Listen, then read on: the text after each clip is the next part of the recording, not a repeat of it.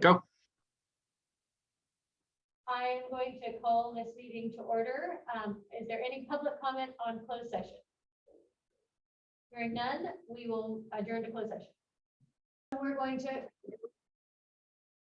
to return from closed session, and we have one report out of closed session. The governing board voted 4-0 to approve closed session resolution number 21-1652 relative to the release of one probationary certificated employee. So that is our report out from closed session. And that's our announcement. And please rise for the Pledge of Allegiance. I pledge allegiance to the flag of the United States of America and to the republic for which it stands, one nation, under God, indivisible, with liberty and justice for all. Excellent. Thank you all for joining us this evening. Everyone is here. All board members are here. Lloyd is coming in via Zoom. So thank you for joining us live. And notice to the public, we will have a specific time for you to speak, and in the interest of conducting efficient meetings and ensuring that they're structured as possible, we would like you to turn off your cameras unless you're making a public comment, and you are not required to use your camera during public comment, but you are encouraged to do so. All right, moving on to our agenda, recognition of guests and presentations. Yes, we're gonna give you the names of some important individuals tonight, identifying some of the honors that they have achieved, milestones they have reached.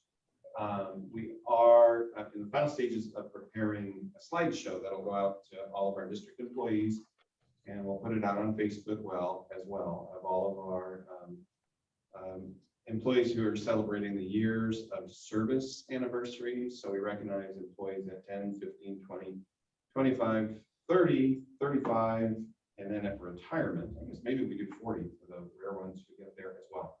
So we will be putting that out within the district and the community here just in the next couple of days. With these first couple of honorees, we'd really like to bring them in person. Come the fall, we should have a video of each of them available to share at that point in time. And so just briefly introducing our teacher of the year for the district this year is Jennifer Campbell, who's an RTI intervention ELD teacher at Tremont Elementary School. Jenny has worked with us since I think 2005. Was first at Gretchen Higgins, has been at Tremont for some time now. And when we talk about her and look at her video later on, you will see the absolutely supportive, caring, nurturing, really effective teacher in terms of her strategies and practices as well that Jenny is. So we want to congratulate Jenny tonight. And when we get to be together, we'll provide a gift and some additional recognition. So congratulations to Jenny. I also want to honor the classified employee of the year who also comes from Tremont Elementary School, and that is Alicia Perez. Alicia is a long-serving custodian for us in the district. And Alicia is a little bit of a stealth hero in the school district. She draws zero attention to herself, just goes about her work quietly, so effectively, will respond to issues that develop on the campus that need some quick special attention. Just a great employee, and someone who has served Tremont for a long time now and is just entirely respected and appreciated over there. So we will also celebrate Alicia at the time that we celebrate Jenny. Hopefully that second meeting in August is when we would target those recognitions where we can get them on camera and offer the chance to say a few words. Typically at this point of the year, we would have held a district-wide event. And given our current circumstances, we were not able to get people together, and I was not thinking that a Zoom event for this purpose would be particularly well received or attended at this point in time. So we wanted to make sure we announced those winners tonight, and also talk about the fact that we will recognize them down the line. So other group that we'd like to recognize tonight are those employees of ours who've retired as this year has gone on. Some have been happily retired, I understand, for many months now, and some are coming up to the end of their service here just in the next week or a few weeks. So just want to again say their names out loud and honor them for their service. Some of these folks with us just for a short amount of time, and others, gosh, we go all the way back to 1988 with one of these employees, right? So I believe they're here in alphabetical order. So Elizabeth Del Carmen, Liz Del Carmen, she worked with us from 2001. Liz was a paraprofessional, so she worked in the special education program all of that time. Gary Forcier, he started with us in 1999. Gary is retiring as a maintenance 3 worker, and he was preceded in retirement by his wife Sylvia, who began in 1995. And Sylvia was a food service assistant for us and also worked as a TPM, doing crossing guards and things like that. She retired some time ago, but since we did this last, Bonita Knuckles was our school nurse. She joined us in 2018 and had some family health issues that kind of brought her to move and retire. She did a great job for us here for the couple of years that she was with us. I mentioned all the way back to 1988. Elaine Naji has been a speech and language pathologist at Anderson Elementary School, and just one of the most remarkable employees that I got to work with in my entire time in Dixon. Just a wealth of information, service to kids and staff that has just gone above and beyond in every regard. So congratulations to Elaine. We've been afraid we were going to lose her probably for the last 5 years or so, and she's finally going to put her feet up and take a break a little bit. Deborah Reed has been with us since 2003. She has most recently been an RTI intervention teacher over at Gretchen Higgins. She also taught 1st grade and 4th grade over there. So again, 18, 19 years of service to the district for us. So a wonderful asset to that site. I just look at my numbers. I have one retiree who precedes Elaine Naji by 1 year.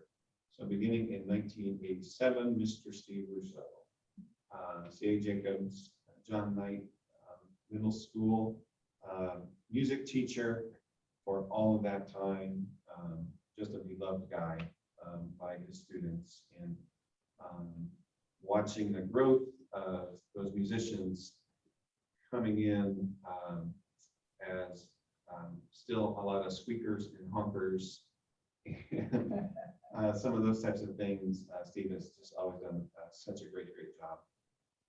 Gretchen Stens began with us in 2005, an elementary school teacher at Gretchen Higgins. She has been focused really on 4th and 5th grade during her time. She has been flexible in terms of combination classes and everything else. Gretchen, another one of those people who's really been kind of a quiet source of just outstanding service for kids and colleagues. And finally, Judy McDonald, who has worked at Tremont since 1989. So pretty good. We had an 87, an 88, and an 89. Judy has taught 2nd and 3rd grade, and she was up in 5th grade for a while. Just a tenacious individual in the classroom with expectations and instruction, and a lot of great service for our students. I would point out just really quickly that both Debbie Reed and Judy McDonald were selected by distinguished scholars at Dixon High School for recognition in that event that happened a couple of weeks ago. So always great to see elementary teachers there being honored by former students. So congratulations to our retirees, and we wish them all well, of course.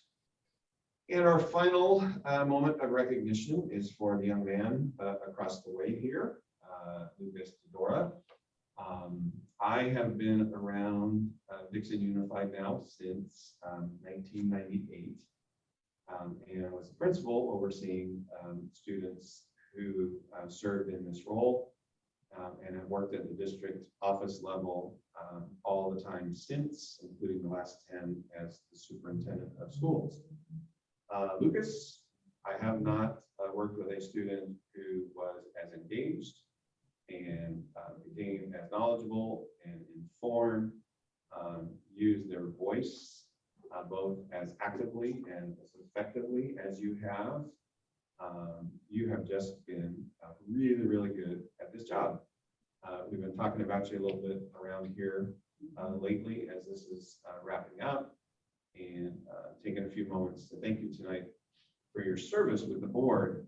And more than any student I've ever seen in this role, you really became a sixth board member. You really, really did.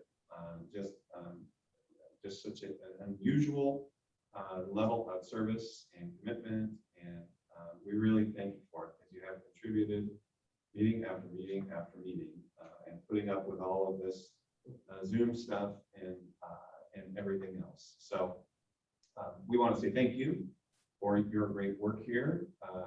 For those who are not aware, Lucas is taking control of Dixon High School next year as the student body president. We'll see if Ms. Marquez actually lets you take control or not, Lucas, but it's something that you probably could pull off pretty effectively. We have a gift for you that unfortunately has been delayed in delivery, so I'll Thank you very much. connecting with you next week on that. And whether you want to say something now or just do it in your report. Yes, I thank all of you very much. I have a written thing in my report. Okay, great. In my report, so. Good. Yeah. So thank you so much. Of course, thank you very much.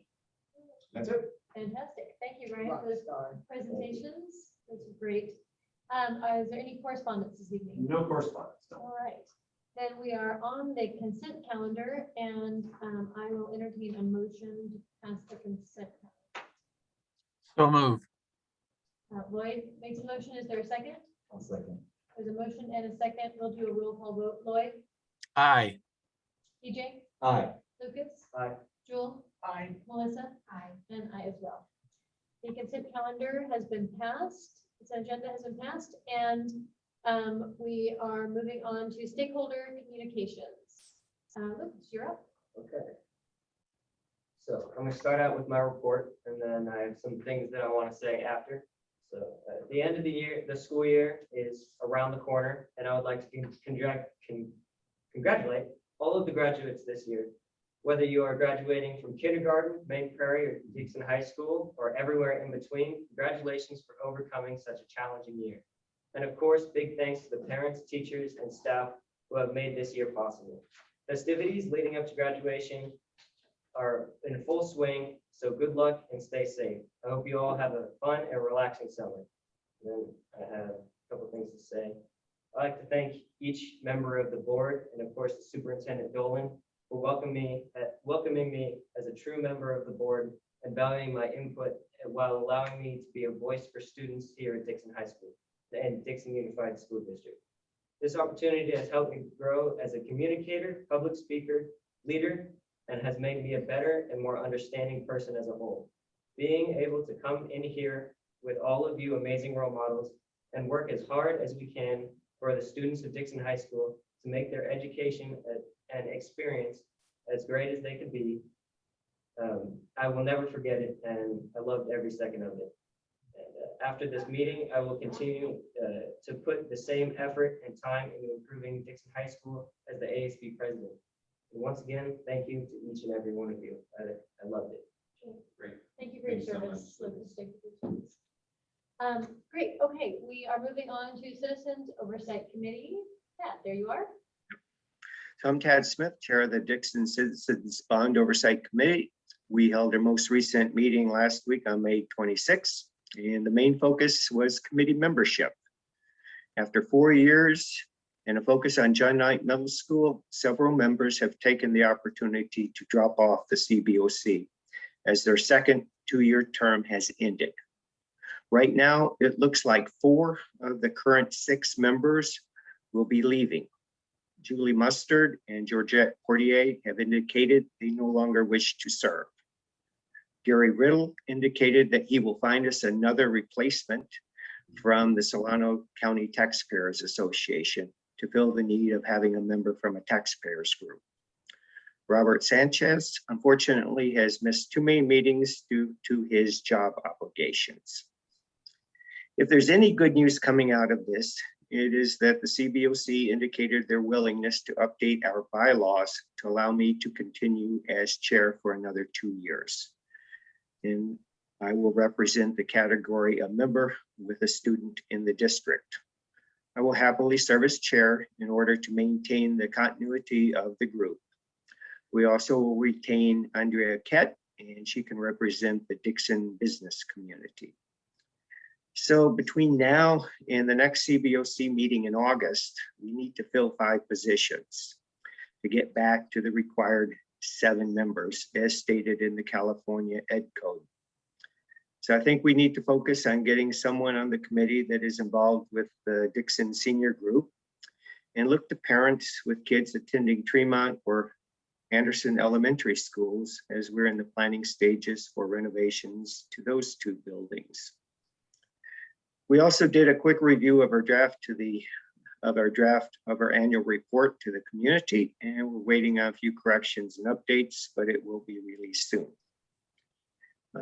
Also, the CBOC is looking forward to the big community event to celebrate the opening of John Knight Middle School, probably sometime this summer, and scheduling an upcoming tour of our 2 elementary schools as we transition to the future of those buildings. Thank you.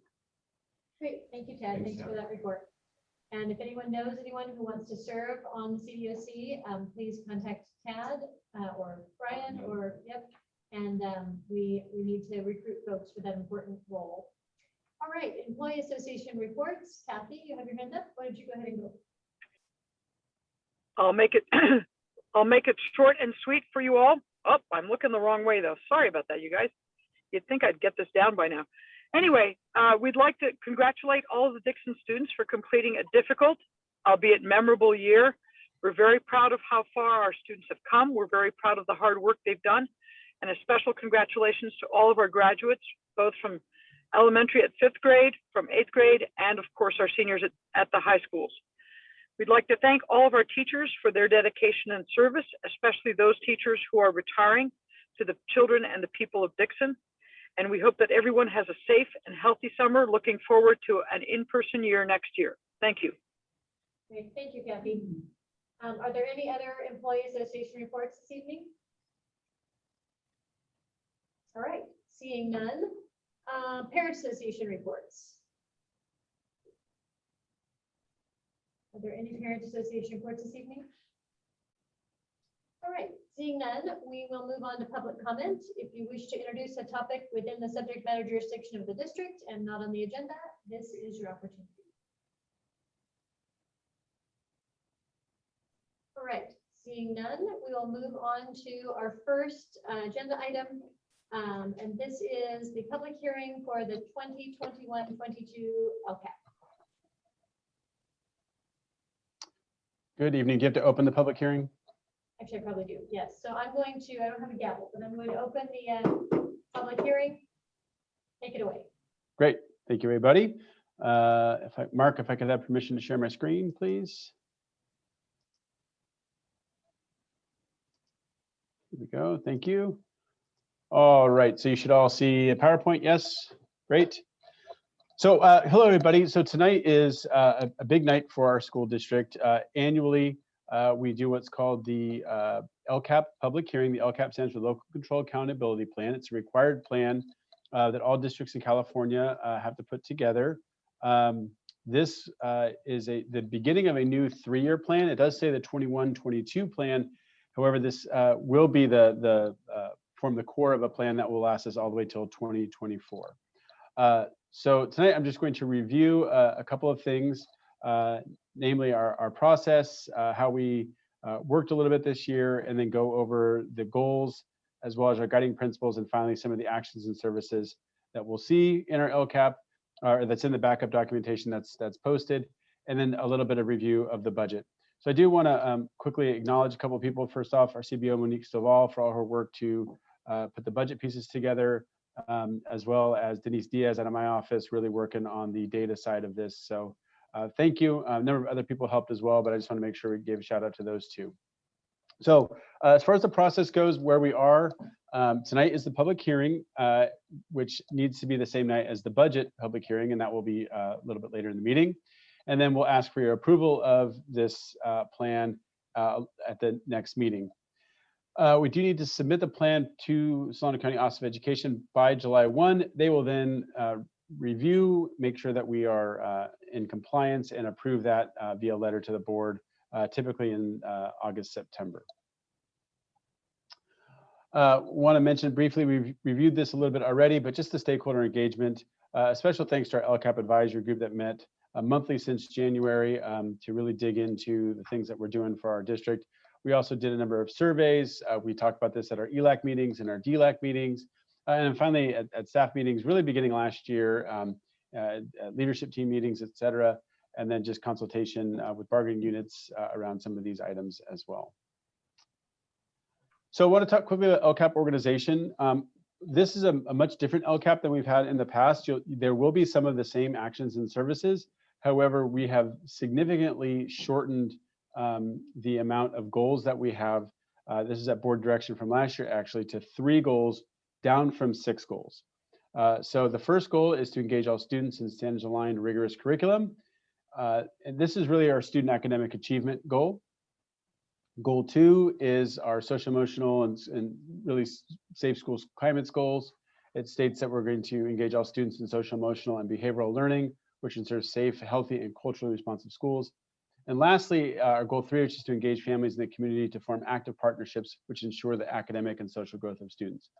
I deliberately didn't add too much of this, but I just want to mention that these goals all relate to the 8 state priorities that we're beholden to with regard to the metrics that are embedded in the LCAP. I didn't want to go too far into those tonight in the presentation, as it's fairly granular. However, if the board has any questions on those, I'd be happy to take them, or the community. And then finally, we have 3 guiding principles that we will recruit, train, and retain high-quality collaborative staff that will responsibly allocate and manage resources.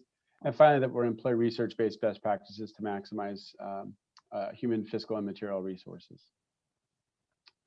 So we'll dive in here. So our first goal, as I mentioned, and this is the most, the goal that has the most actions and services as well as budget associated with it. And it makes sense for a school district to have that for the academic achievement goal. So the first action title is that we'll implement implementation and access to standards-aligned courses of study. So some of the sub-actions within this action are things like our SCG coordinator, who helps oversee all these programs, our professional development programs, instructional materials, et cetera. The next 2, and I'll pause here for a moment. So those of you who've been reading Dixon LCAPs for a long time will remember that there were 6 goals with many, many, many actions underneath them. I believe our goal 1 last time had 18 actions underneath it. And what was very challenging from a reading, from a communication standpoint, was that became very difficult to share with community members, to share with staff even, and really hard for us to measure the success. So by organizing these goals into these broader categories, these sub-actions underneath, we're really hoping to, 1, be able to measure these goals much more frequently and much more accurately, as well as be able to communicate actually what we're doing in the document itself much more clearly. For lack of a way of putting it, the way the LCAP had developed over the course of the last 3 years, it became unreadable for most people, and we want to avoid that with this new LCAP. So the next kind of broad category under this action is that the elementary actions and services specific to elementary. So this would be like our reading intervention program, our RTI program, as we call it. our elementary ELD program, as well as our TK3 class size reduction that we do. We have our secondary, specific to secondary, which is that we have reduced class sizes for our interventions, our specialized courses like AVID, electives, et cetera. Some after school and before school tutoring programs, our college advisors, CTE, et cetera.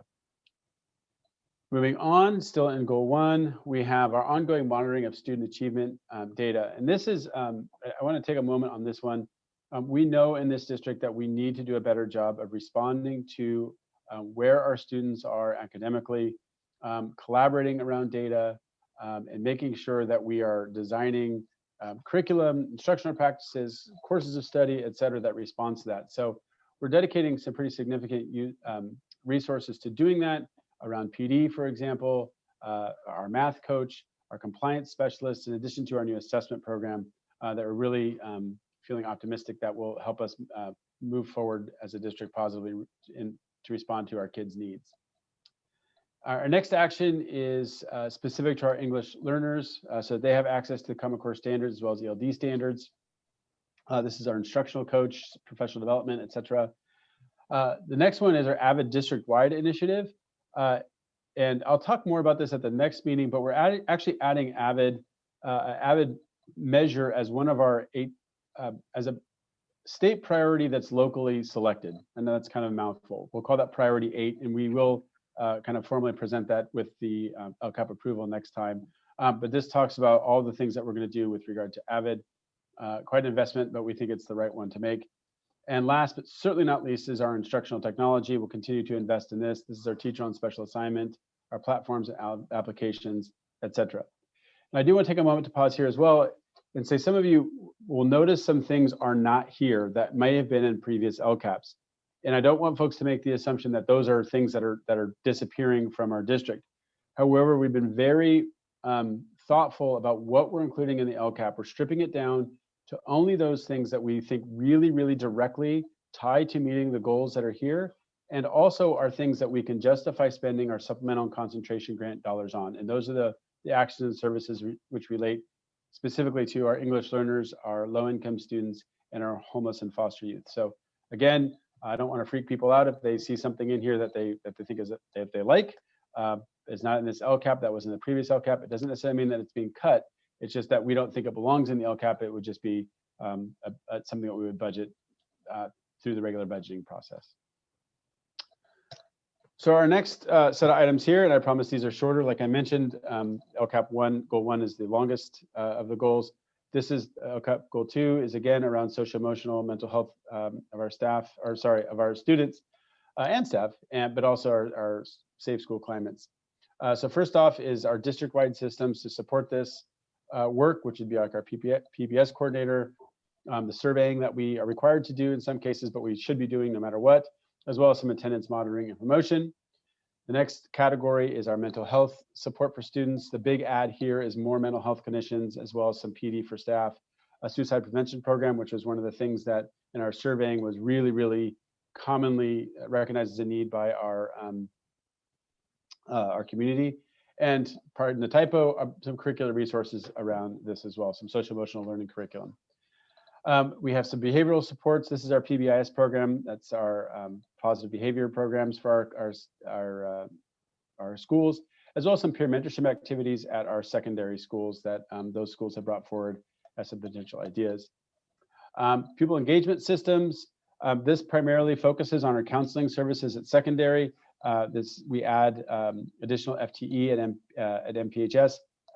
This is a carryover from our previous goal. It's continues to be 1.0 FTE at Main Prairie High School. But then the App Promise counseling position that we've talked about in other places, we're still in the works with our friends at ETA about getting this job description written up. We'll ask for board approval on that, ideally at the next meeting, but adding in some more services for our students in our middle and early high school grades that need some assistance, sort of making sure that they're on track to graduate college and career ready.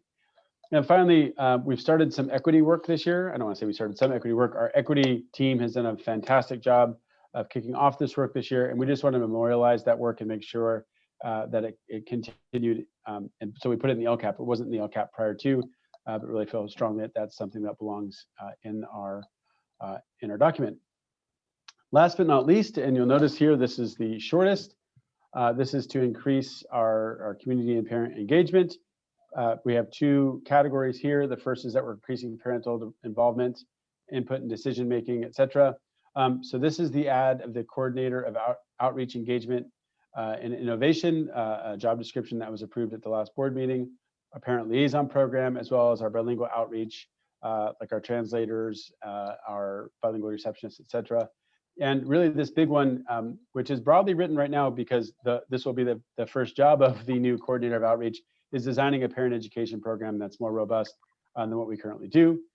And last but not least, we're engaging with our community partners. So the first goal is around our parents and guardians and families. Our next one is really engaging with our community. So this also is designing a community outreach program. Again, falls under the auspices of the new coordinator position, but also our CTE outreach position that we have at Dixon High School to continue that momentum that we have in that work. I'll briefly jump to the LCAP expenditures. So this plan accounts for $6.3 million of our budget. Of that are supplemental concentration grant dollars. These are the dollars in this column here that are intended to be spent. Dixon receives additional dollars to serve our students who are low income, English learners, homeless foster youth.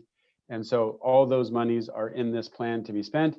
And then we have some additional state dollars, which includes our Expanded Learning Opportunities Grant, the plan that was approved at the last meeting. There's also some federal dollars. These are primarily Title I dollars that we wanted to put in there. And just for reference, Goal 1 takes up close to 75% of the expenses of this plan. Again, that's the student academic achievement part of this. It makes sense that our resources are there. And you can see trucking down 17% and about 10% on Goal 3. So I was a very quick overview. I'll be happy to take comments or questions as needed. Are there any board comments or questions on this item? Presentation? No? All right, let's go to, since it is a public hearing, let's go to our public and see if there are any public comments or questions on this item.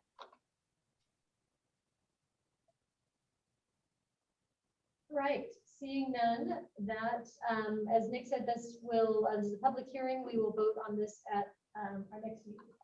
That's right. So we were moving on. Thank you for that presentation. And we're going to move on to the approval of the farm to fork courses in the DHS CTE program. Yes, so thank you very much. I want to welcome Principal Dixon High School, Stephanie Marquez, and one of our agriculture teachers over there, Ms. Miranda Will. She also is our teacher on special assignment for point 4 for assignment doing that CTE outreach. I want to thank them for all their hard work on this as they get going here. So here you go, guys. All right, so hello, members of the board and everybody else, and congratulations, Lucas, on a job well done. And I'm looking forward to working with you next year, or just letting you do all the work, Lucas, whatever comes first. So I'm here tonight. We have, as you may or may not be aware, but I think you're aware, a very strong CTE program at the high school and a great ag program. And part of that has always been historically a culinary program that was really well done. And I have to give her a shout out by Debbie Helgeson for years and years. As our enrollment decreased and we right-sized, that became sort of not a full-time day. And it also was becoming, not to anybody's fault, but it became sort of more traditional than it needed to be. Along with that, we graduate amazing kids that have college opportunities. And both Miranda and I were talking about how none of them are going into the food sciences. And we have UC Davis right next door with amazing food science and viticulture and enology programs. So, and I'm going to turn it over to Miranda in a second, but we really wanted to update the course primarily as our farm comes on board. We really are intrigued by the concept of local agriculture in food. And we also, of course, want to grow our food and, or at least learn how it's processed and cook with it.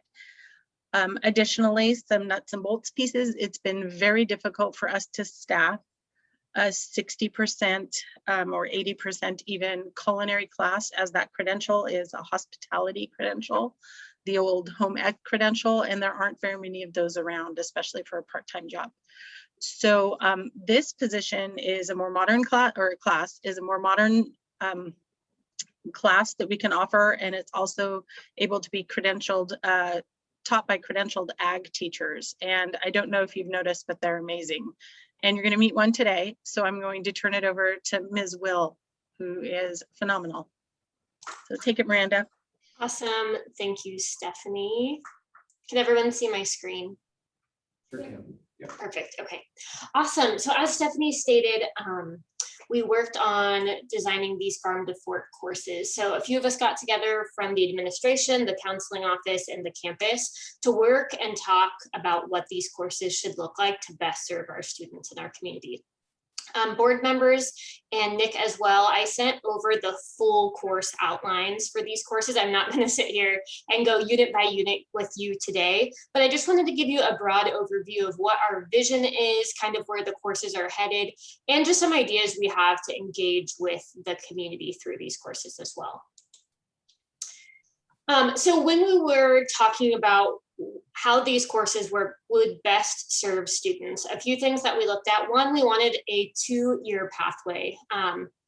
That way, the students that complete these 2 courses would be considered program completers, which has been an important aspect of my role as a CTE TOSA. It's important for our grants, and it's important for our district as well. We wanted to create courses that would allow students to use the farm, the new greenhouse, and the garden beds on campus in a hands-on way.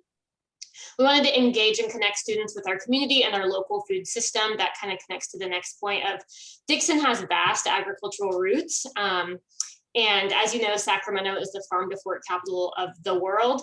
And so I think there's a place for this course in our area. Additionally, there are several FFA career development events that could tie into this course. One of them is a food science contest. There's also a meat evaluation contest, a vegetable crop contest. And so there's lots of contests and leadership development events for students that can tie directly into this course. Additionally, we want to be able to prepare students for college and career, just as in the Dixon USD mission, in the areas of agriculture, food science, and or culinary arts, if that's what students are interested in. We designed these courses to meet several of the natural agriculture and natural resource standards set forth by CTE. They meet some of the agri-science standards, some plant science standards, et cetera, as we move down the list. The ideas for the course layout, like I said, came from meetings between myself, other CTE teachers, admin, and counselors. And then just some vision that we had of what this program could be and what the courses could be, eventually leading to some kind of community supported agriculture program, providing food products to district food services. And then at some point we have done this as well, but since COVID we haven't as much, is recycling waste from food services to compost to then go back to use for growing those products. So that's kind of our vision and where we arrived during those meetings. So just some connections to college and career here. We know that the population by 2050 is supposed to be over 9 billion. And so as there are more people in the world, we're going to need more food scientists, more people in food safety, quality assurance, and just some example careers that students could explore from this course. Some that require degrees, some that don't, everything from food scientists to nutritionists to butchers and working in food sales and service. Just some other connections to college and career. We've been talking a lot about what our local community colleges and universities are offering in terms of these areas. Stephanie and I both talked about the biomanufacturing program at Solano Community College. They also have a nutrition associate's degree. Woodland Community College has a sustainable agriculture certificate and a culinary arts program. And they just got huge funding to create a culinary arts program. And they also have a farm to fork cafe, actually. And then additionally, they have a course that we could potentially articulate. So I'll be talking about this at a later board meeting, but we are currently articulating or developing articulation agreements with Woodland Community College for some of our classes. And they actually offer a sustainable food systems course that I think could articulate to this course really well. And then we talked about UC Davis. UC Davis has an incredible food science and tech program, a nutrition program, and a sustainable ag and food systems program as well. So there's really opportunities from this pathway if students want to go into career or college, community college, whatever that looks like for them. All right, so the first class we are calling Farm to Fork 1, which is food systems. This is the first course in the sequence. We made sure to model these courses after other schools and districts that were already teaching these courses. Obviously, we have modified the courses to best fit our district and our area, but some other schools and districts that are offering this class is Columbus Unified School District and Modesto City High School District. And this first course is going to meet the UC CSU requirements for an elective course. So I'm not going to read you the whole course description, but this first course, and both these courses really focus on the relationship between agriculture, food science, and nutrition. This course looks a lot into processing, production and preparation of food, sustainable farming practices, and also culinary farm to fork practices. Additionally, it covers nutrition. Food safety students will receive a food handler certification from this course, which is great as they move beyond high school, but a lot of our students also decide to work in food service during high school and have to have this certification as well. Seeing as this will be a course housed by the agriculture department, students will have the opportunity to participate in FFA activities and also have a supervised agriculture experience project, which could be, any number of things, especially once we get the school farm on board. Here are the main units of the course. It starts with food systems, kind of introduces the farm to fork movement, moves on through to sustainable ag farming practices, food handling and safety, those farm to fork culinary techniques, and then ends in nutrition. And then there is the second course. So this course focuses a little bit more on food science. And because of that, it is going to count as a science credit for CSU UC credit. We figured it would be great to offer students another opportunity to get science credit should they need it or should they want it before they graduate. Once again, it's the second course in the sequence. Other districts have this as well. Because this is a science class, it is more lab-based, and then once again provides an additional way for students to receive science credit. In this course, once again, you see the same theme of agriculture, food science, and nutrition, but we're also talking about research and development, the chemistry of food, the food science industry as a whole, quality assurance, product development, and processing and engineering as well. So looking at the units in this course, the science of food, quite a bit of chemistry in food science here at the beginning. This may be review for students if they've taken chemistry before. And then we have processing of basically the major food groups: dairy, fruit and vegetables, meats, dairy, and eggs. We go over food preservation and packaging, and also food marketing. There's some really cool labs designed into this class as well. A lot of opportunities for students to get a lot of hands-on application and lab service class. And then the last thing I wanted to talk about, we talked about how part of the outreach for one of the goals is working with local businesses and organizations. And so I've just been looking and thinking about some local groups, organizations, businesses, educational institutions that we could partner with for this class. And just some local ones that stand out: Full Belly Farm, Eat Well Farm, both of which are pretty famous farms in the area, the Soil Born Farm in Sacramento, the Robert Mondavi Institute for Wine and Food Science, the Aggie Ambassadors at UC Davis do a tour here. And then we have some great local restaurants that have really made it their mission to carry out this farm to fork model. And so I think connecting students with these opportunities would be great as well. We also have other farms and supporters in our community that have been great for our agriculture program already. So Sylviaville Farm, we have a lot of kids that work there, Araceli Farms, and then also having students work or volunteer at the Solano County Food Bank. I know that was a lot and a little bit of time. And like I said, you have the full versions of those courses. I'd love to hear if you have questions, comments, concerns, suggestions for the courses, but at this time we can take any questions or comments or concerns that you have. 4 questions, Jewel? Yeah, I'm just wondering if your students will be growing some of their food, in the nursery. I'm just wondering if you'll be growing your tomatoes and lettuce and stuff like that. Yeah, so both courses have a component where students are going to be germinating seeds, planting, growing, harvesting, and processing foods. We've done that a little bit. So we, right now in the agriculture department, have a garden club, and we have garden beds on campus where we are able to produce a small amount of produce for campus. But once we have the greenhouse on board and hopefully some row crops and stuff like that, we should be able to produce more for our students and them grow their own food. And then, like I said, also connect that hopefully eventually to food services or a CSA type program. Thank you. Other questions, Lucas? Yeah, so first off, I'm gonna start by saying that I think it'll be well received by students if it does get passed. And I think that it's great to see sustainability being implemented in the high school curriculum. But when would it be implemented if it were to pass? Like, when would these classes be available to students? They would be available this next school year, 2021 to 2022. Right, in chiming in, we will transition our culinary classes from this year to this series beginning in the fall. Okay, I also had a question about that. Like, we already have the classes set in that transition, but it seems like you guys have it handled. Other board questions? DJ?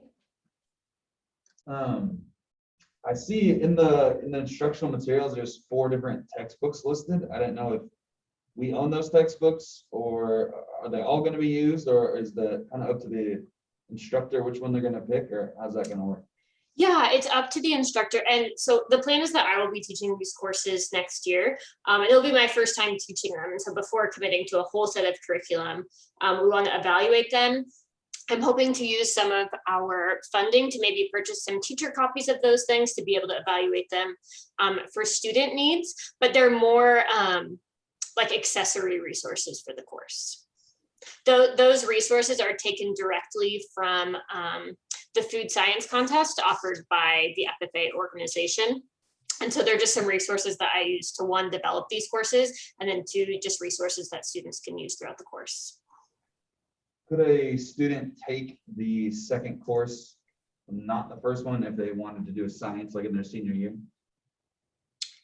I'm not sure about that. So actually, I was going to talk to this about Stephanie, about maybe even, because the content material in both of these courses are related, but not necessarily built upon one another. It's not so much an intro and advanced, it's a food science and food systems. So I think it really depends. We could look into maybe offering them in alternate years so that students could take one course and then the other, so they could have that opportunity. That's something that we'd probably have to look into more. I don't know if you have an answer for that, Stephanie, but. So I do. We're going to offer both courses in the fall, but allow kids to choose. But that type of decision, we allow all of our students to make on an individual basis when we help them plan for the following year. But we will have, it's definitely an option, and we are planning on having Miranda teach these courses, and she is very well versed in what kids need, but we can also change that plan as we go. So kids can do the entire series or just 1 or 2, but our goal for them, once we're up and running, is to do the entire series. Is it just seems like a lot of the, maybe I'm misconstruing it, but a lot of the hands-on part is more of the farm part and not as much of the fork part. Am I misunderstanding that? Or is there like food preparation, or like what's the culinary aspect of this? I'm not really focused on the farm part.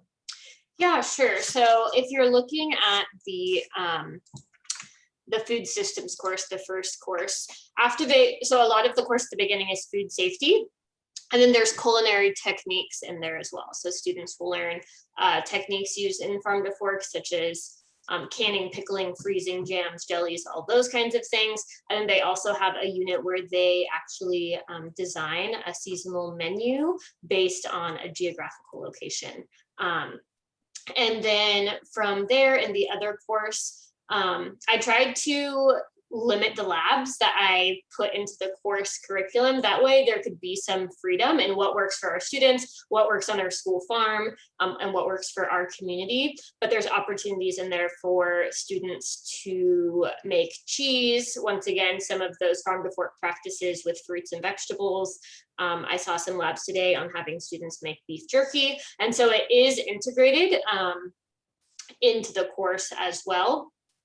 So I think my goal is to have it be a good balance for students. So students that are interested in the culinary art side of things do get some exposure to that as well.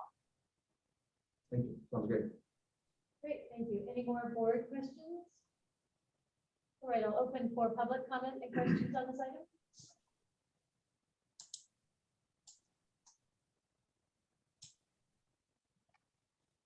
And seeing none. I think that's it. No, it says that we, this is an information discussion action. We don't need to take action to approve this. Course, No, or do we need to take action to the- do? Okay, Yes, all right. courses need to be board approved. Got it. All right, we will, I will entertain a motion then on approving this new course for Dixon High. There's a motion. Is there a second? I second. The motion and a second. I will do a roll call vote. Lloyd, Aye. DJ, Aye. Lucas? Aye. Jewel? Aye. Melissa? Aye. And I as well. All right, thank you very much. Thank you for your presentation. That was great. I appreciate it. Thank you. Awesome. Thank you so much, guys. Have a great rest of your meeting. You too. Bye. All right, moving on to B1. This is a public hearing on the 2021-22 adopted budget. So I'm going to open the public hearing. And Monique, take it away. Good evening, members of the board, Superintendent Dolan. This evening, I am presenting the 21-22 adopted budget. This is the public hearing for the budget. And I will share my screen at this time.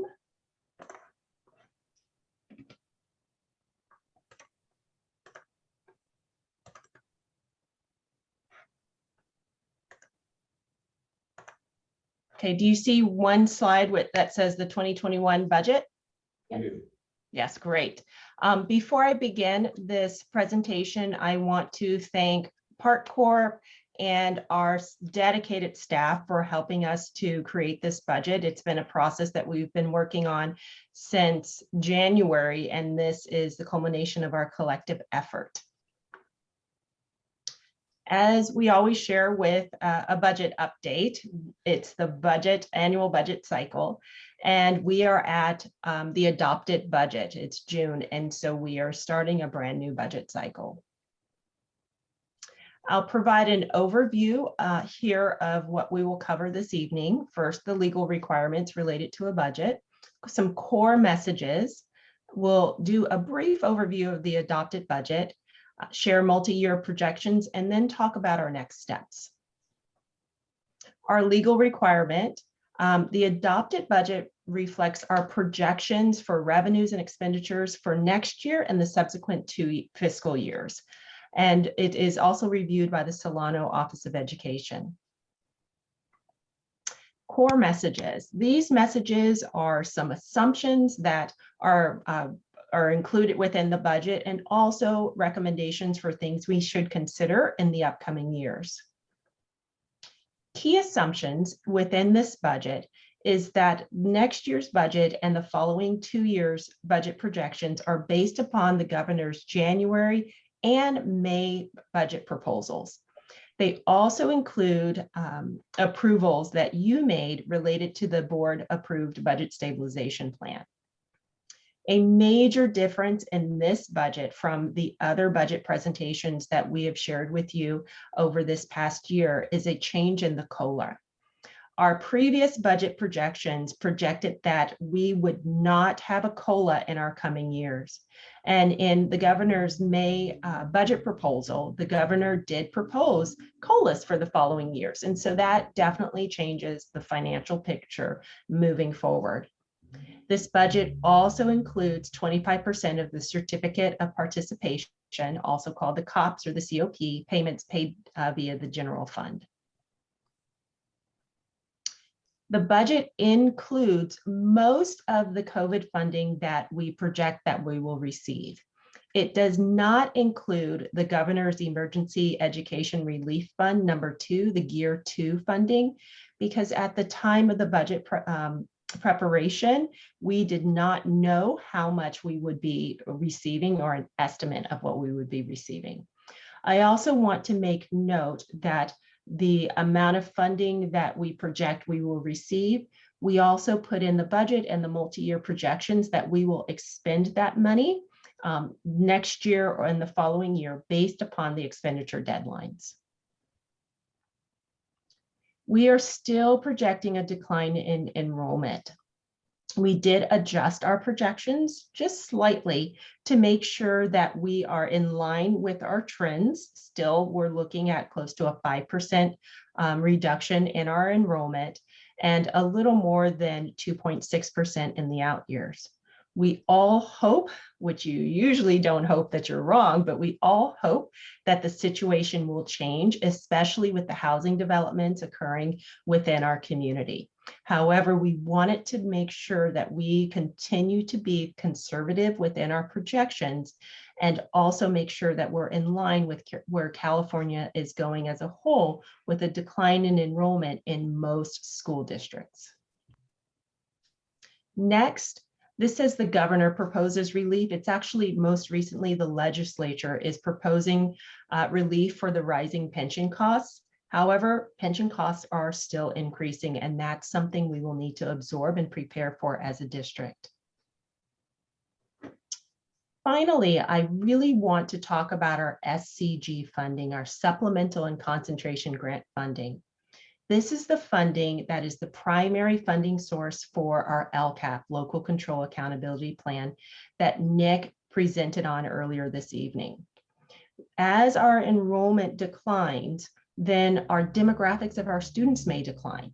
In addition, next year, like this year, all of our students will have the opportunity to eat for free, which may affect our ability to be able to identify our targeted students.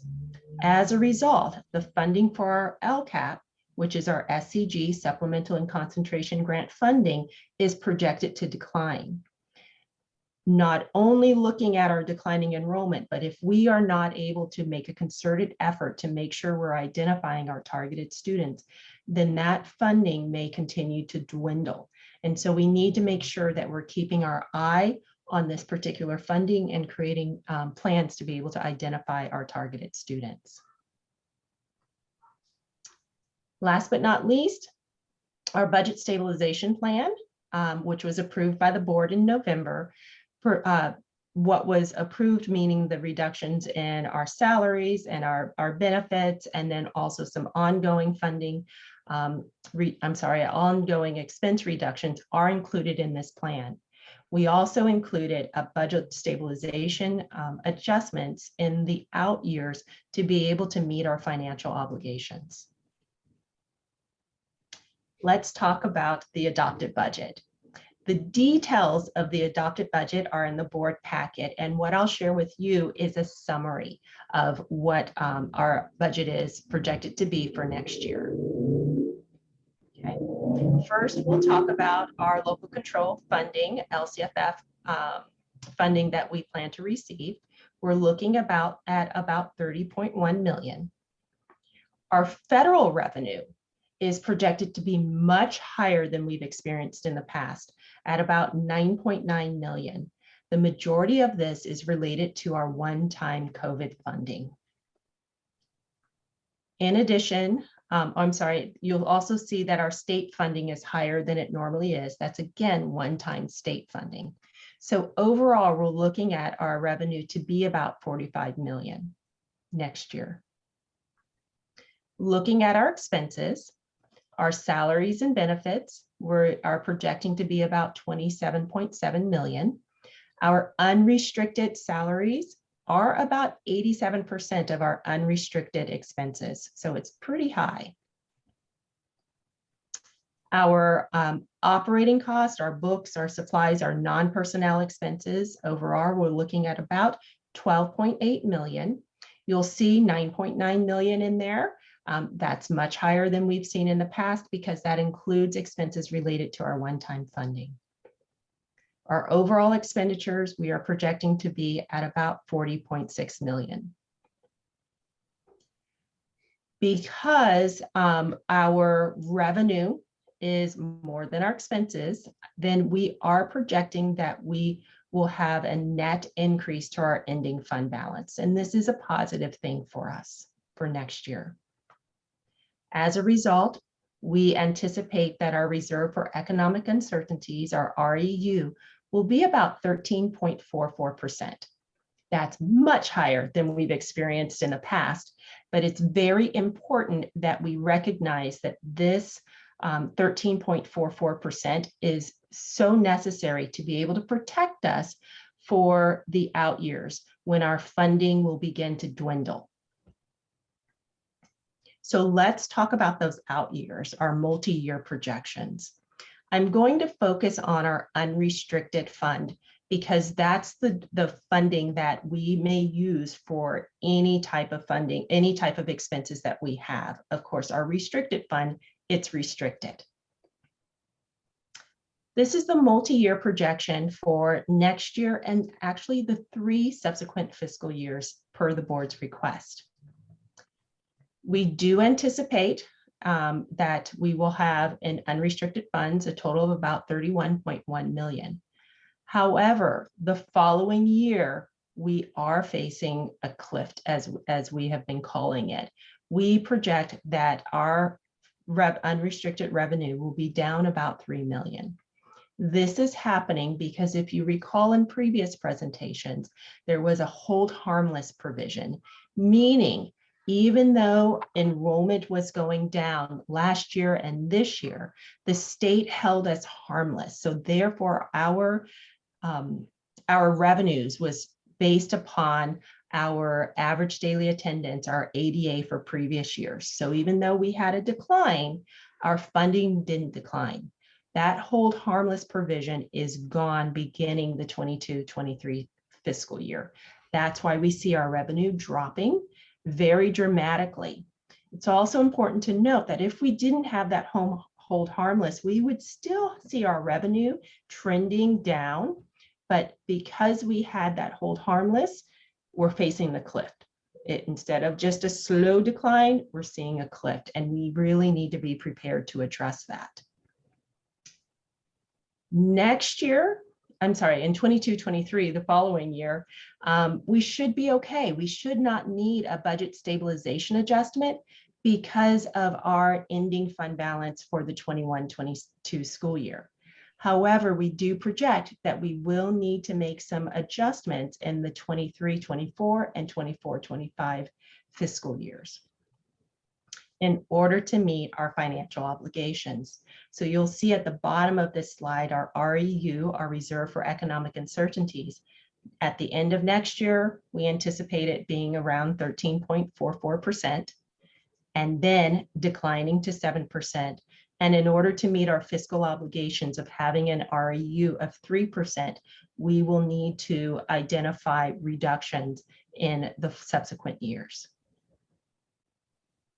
So in summary, the increase in COLA and the one-time federal funds, they provide an additional cushion for us, but they're not a magic fix to avoid right sizing, meaning making sure that our revenues and our expenditures are in line.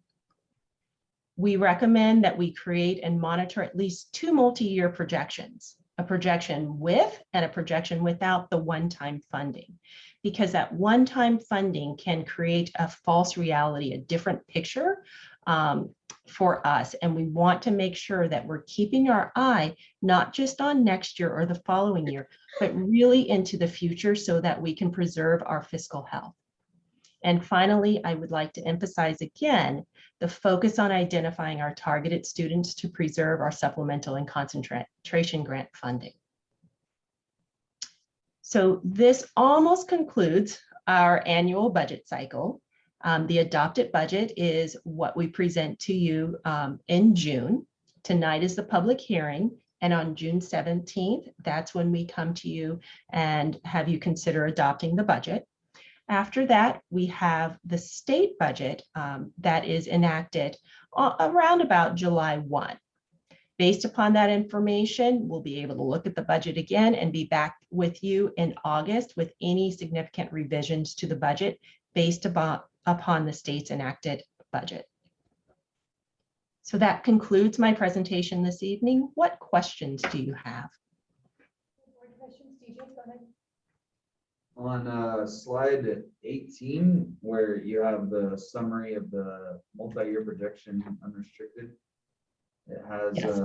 it has in the final year there on the right, 24, 25, the revenue is going back up again. Even though we had enrollment continuing to go down, so I'm curious how that happened. Yes, so that is related to a bit of increases in COLA. And then we're also not projecting such a sharp decline in our enrollment. Thank you. Okay, other board questions? I have a question. What is the plan, or is there a plan for us to continue continuity with our SGB fund? Yeah, great question, because it's a critical issue for us. And I'll start by saying, I've never rooted for us to have 4 children within our schools. And that is the primary driver behind, the unduplicated count of pupils for whom we earn supplemental concentration grant dollars. So when you think about it outside of the school context, you really say, let's hope that we have that economic growth and development in town where families are making a better living and being able to really lead that higher quality life as a result. That said, we know that's not the case in Dixon right now, right? There is discussion happening around the means by which we will be able to collect the income verification information that has been required for the free and reduced lunch program, and has also been the basis for so much of our certification of students in our unduplicated account. So universal feeding is going to de-incentivize getting the forms done, right? So, and Monique and I have talked about this a little bit. We have approved a coordinator for outreach and engagement, and really see some of the work there of all the things that position is going to involve. The communication and engagement of families in providing us with the information that will help us qualify and keep our funding is really important. Talked about, Monique and I, classroom contests, school-wide contests, who gets the most forms turned in as a percentage. There's things that we can do. I think we've tried a little bit of, it's more than a meal. It's something that Monique has introduced, because it can impact your AP testing fees and all sorts of other things that are there. There's some people, and understandably, don't like it when I say, hey, we need you to do this because it's how we get paid, right? That's just a message that a lot of people, it just rubs them wrong. It's the truth, but it rubs them wrong. So some of this is about the messaging for sure.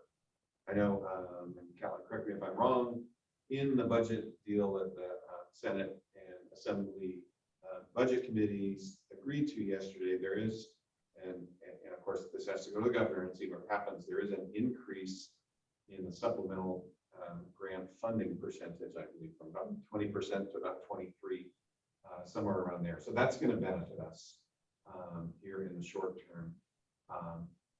We're going to see our numbers decline. The homes that are coming in are expensive.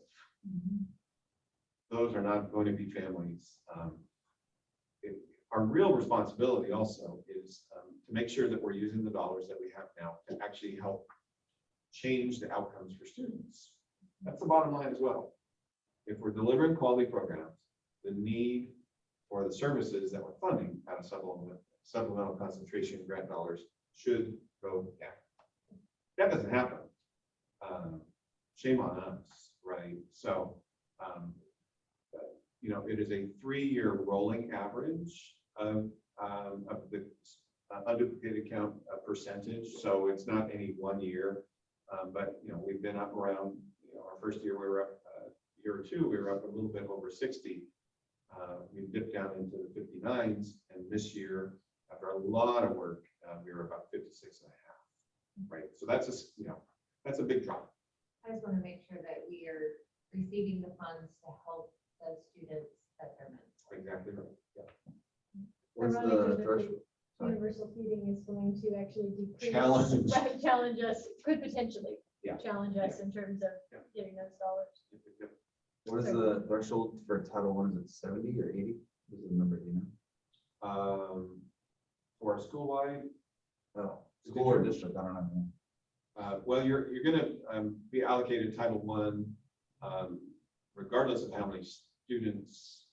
So if you had 100 kids, you're gonna be funded at that level. So, and I'm not the Title I expert, Monique or Nick can certainly jump in there.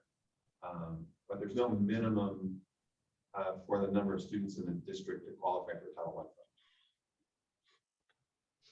All right, other board questions? I'm going to go ahead and open for public comments and questions. And seeing none, I'm going to go ahead and close this public hearing. And we will move on to item B2, the budget stabilization plan. Thank you. This evening, I am presenting a status update to the budget stabilization plan that was approved by the governing board in November. I'll share my screen as well. And you also have this document available to you. Let me put it in full screen mode. So what you see here, and I'll just do a brief summary of the estimated reductions that are included in the budget that I just shared with you all. We estimate that about $820,000 of ongoing reductions are included within the budget not the budget stabilization plan, in the adopted budget. About $456,000 of that is salaries, and about $363,000 is related to ongoing expense reductions for non-personnel items. Do you have questions? Board questions, comments? on this item? No.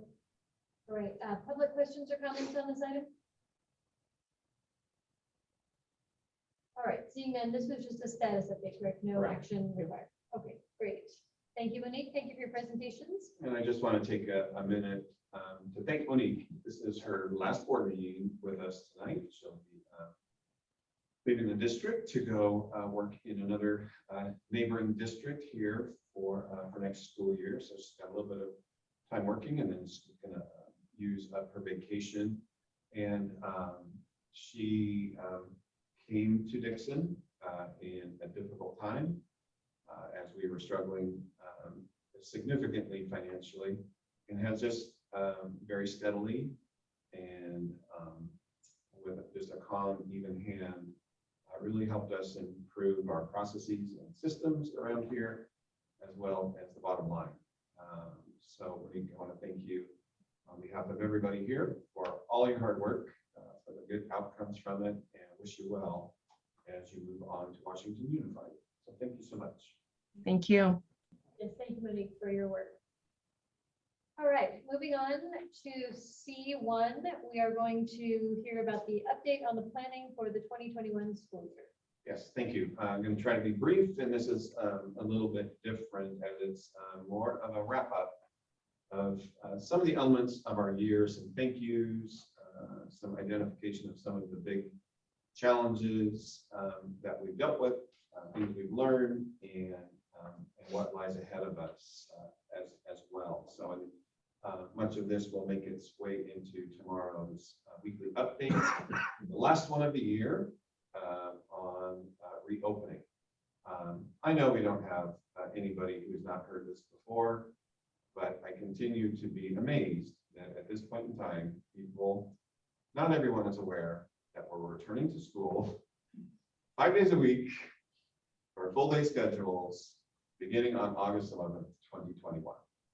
I will be out in town, store and such, and people who I know are members of our school community who get these updates emailed to them, posted all over, all those kinds of things. Everybody, we're going back to school in our normal format. It'd be in August. So yeah, it's what we're going to do. It is what we're going to do. I want to comment on briefly here the various groups within the school district and what I think we've seen from them and credit they deserve. So starting with our students. Wow, talk about getting something you never asked for and never would if you had any kind of say in that.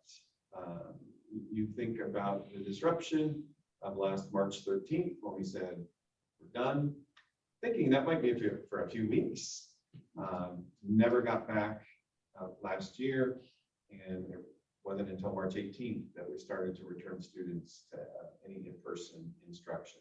So I just want to recognize our students as being so resilient and adaptable. They learned in ways they never ever, we never thought that they would have to before. And also need to acknowledge, and I'll talk about it a little bit more, they struggled in many ways as well. But so many students just determined, stuck with it, got their stuff done through all of the challenges. So we need to recognize and honor that. For our families, it's really the same experience to a very, very large degree of being resilient and adaptable.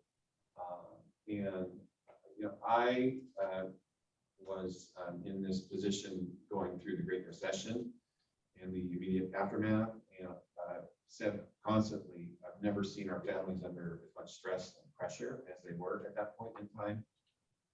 I don't know what the multiplier is at this time, but it's massive. That our families, to such a large degree, had to take on responsibility for the actual education of their children, the children they are guardians of.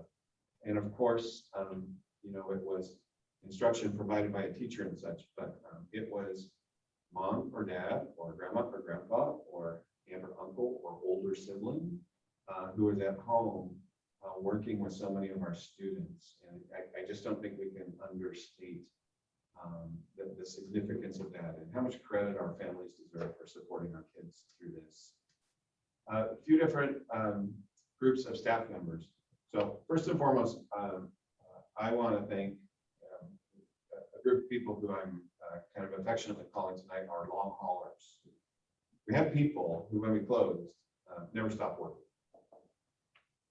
Yes, everybody worked, continuing, but I'm talking about the people who had to come in person and feed children and clean and make sure that the absolute frontline services that we had to have in place to keep functioning, including the health and safety stuff.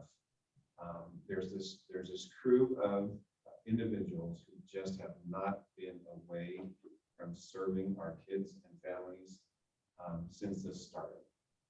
And I'm going to try not to name groups, but we've seen some of these people out serving lunches as we driven by in the middle of the day, and people working throughout the summer and such. So they just deserve so much credit. Similarly, although they weren't necessarily on the front line, support staff, mostly here in the district office, that kept bills getting paid, employees receiving their paychecks, the coordination around planning and services for the school year.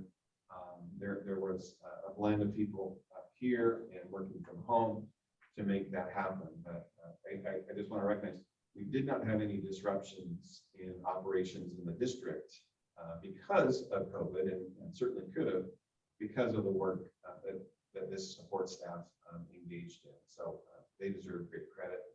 I'm going to put our school site staff all together. This is a combination of classified employees, the certificated, our principals and other administrative staff out there.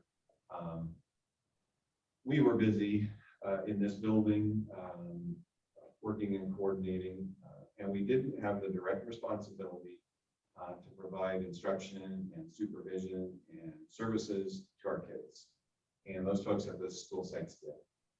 And they did it admirably and with a great deal of effort and determination. And so for all those groups, we really appreciate the work that they did and know that it wasn't easy. I want to thank our labor partners. We spent a lot of time in negotiations with both SEIU and DTA. And it was not easy for much of it. And I think within our greater community, I think last I looked, we had 33 participants here. Think of those great long nights when we had 450, almost 500 people in our meetings. And really a lot of that crowd was there because of what was happening in the negotiations rooms, right? And so I want to thank both SEIU and DTA for their work with us. I made an announcement last Friday within the district that we, at the board's direction, the administration approached both labor groups and offered a one-time stipend in the amount of $2,400 to all of our employees next year to provide for the continuity of services so that when we get back to those 5 days a week in the full day program, that we're able to maintain our staff and make sure that they're in place to do that work. So it's been really nice to make that offer. We did that first with SEIU, and they very enthusiastically and with an awful lot of gratitude that we appreciated, took that offer, and then we made it with DTA as well, and they've accepted the offer also.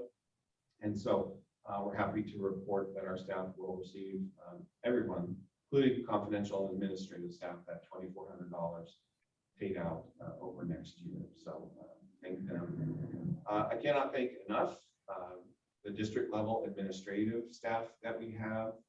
You see them in these meetings to varying degrees.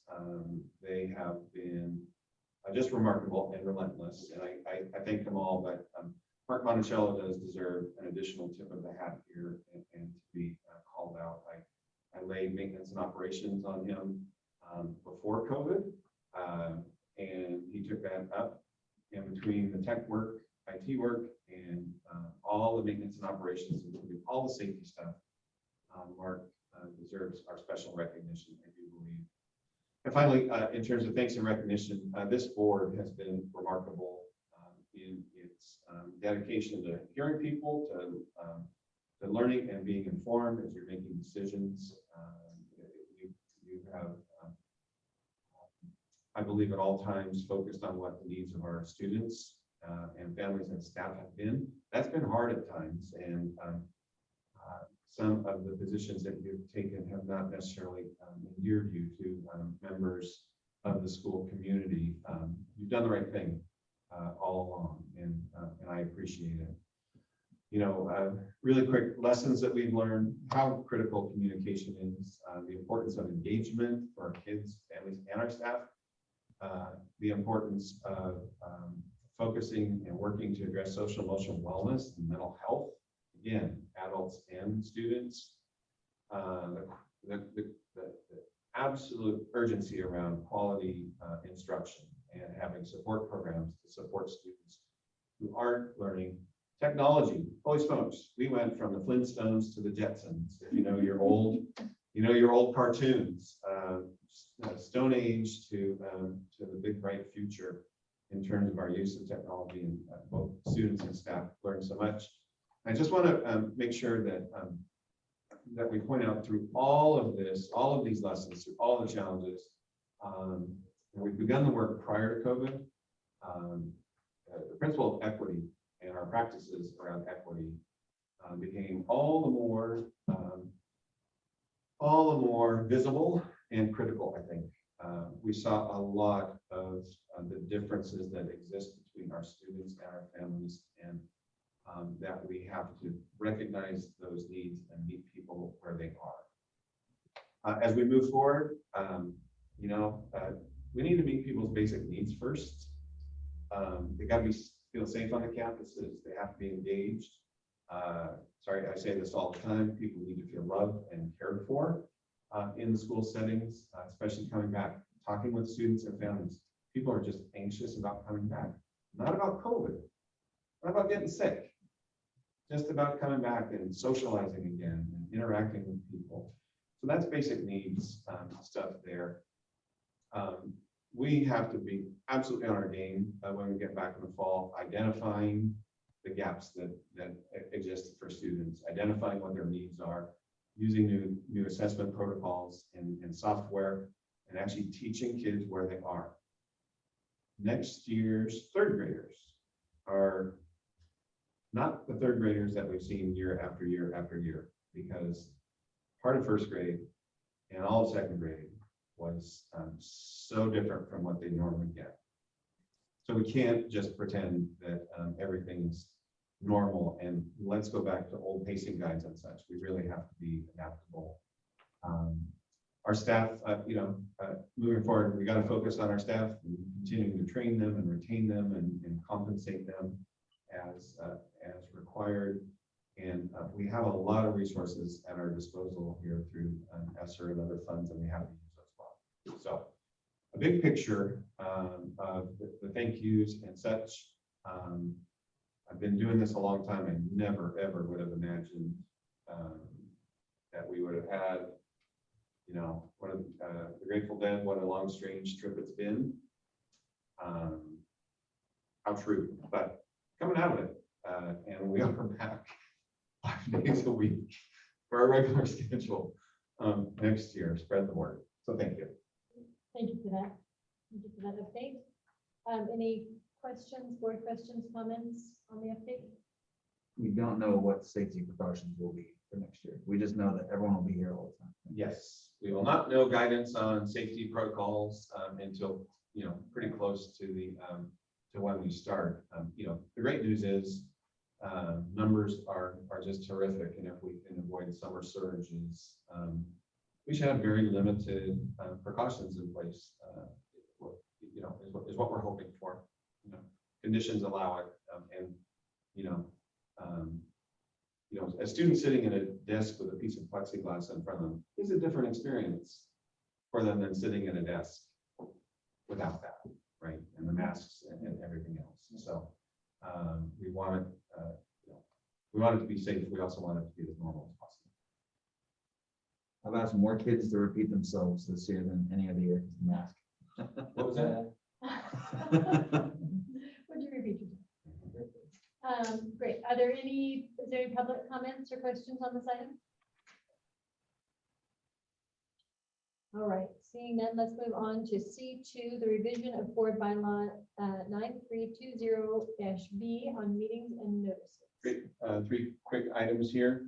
This first one is, after we closed with the pandemic, we adjusted our meeting times from 6 p.m. for closed session and 7 p.m. for open session to 5 p.m. for closed session and 6 p.m. for open session.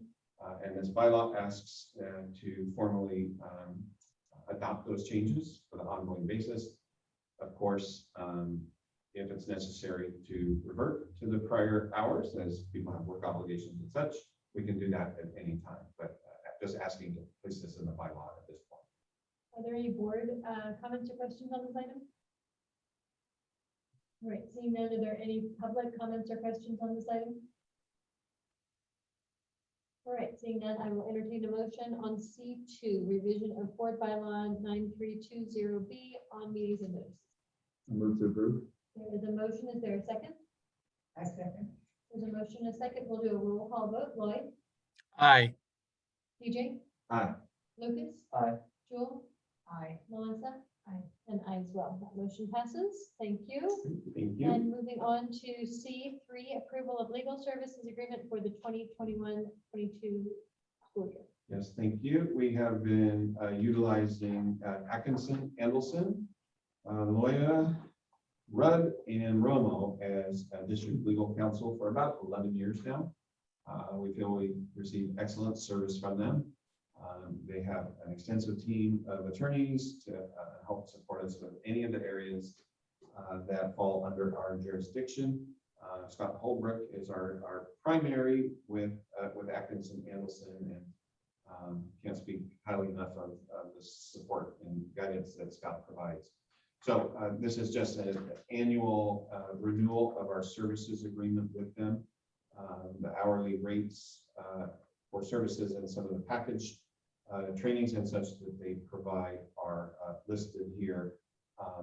You can never know exactly what you're going to spend on legal in a year because it's all dependent on what issues arise and how much support that you need. So billable, everything is on the billable hour basis. And I review all legal bills before they are approved for payment. So we ask for your approval on the renewal of our agreement with Atkins. All right, are there any board questions or comments on this item? Seeing none, are there any public questions or comments on this item? Seeing none, I will entertain a motion. Aye. Melissa moves, second. Aye. And Jewel seconds. And I will do a roll call vote. Lloyd, Aye. DJ, Aye. Lucas, Aye. Jewel, Aye. Melissa, Aye. and I as well. And Thank that you. motion passes. We And now, the last quick item is agreement for, it's a professional services agreement with LPA, it's the architectural firm that we've been working with on the John Knight Middle School renovation. As you're aware, our kitchen project has been extended out. We anticipate the entire project done by July 2nd is the scheduled date at this point in time.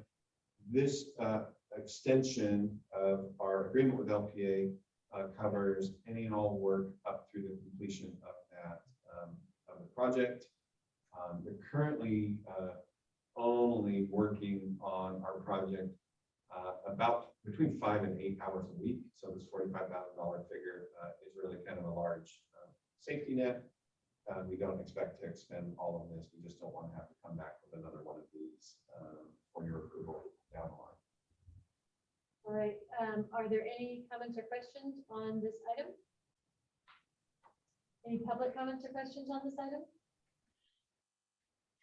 All right, seeing none, I will entertain a motion. So moved. There's a motion, is there a second? Second. There's a motion and a second. Lloyd, Aye. DJ, Aye. Lucas? Aye. Jewel, Aye. Melissa? And I as well. That motion passes. Thank you. Excellent. We are on to agenda items for future board meetings. Do any board members have agenda items for future board meetings? Can I add to the coming events? You may do that when we get there, but we are currently on agenda items for future meetings. Got it. Anyone? No. Alrighty. Board announcements. Are there any board members who have announcements? All right, seeing none, we are at DJ's favorite part, coming events. Please, DJ, add your item. JKMS graduation is on Tuesday at 7 p.m. I think it's an award ceremony. It's an awards, not a graduation. so 8th grade awards, Eighth grade yes. awards, yep. There you go.